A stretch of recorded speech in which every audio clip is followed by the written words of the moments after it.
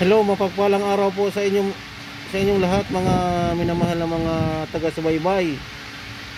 Ito po ay aking binibidyo dahil po mayroon po ako nakikitang kakaiba at tinalian po ng steel wire. Wala na yung original na lock. Baka po itanong po ng customer bakit nagkaganon. Bago ko po siya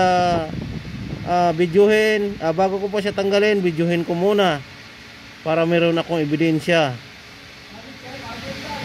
Baka pag nagtanungan ay meron po akong ipapakita.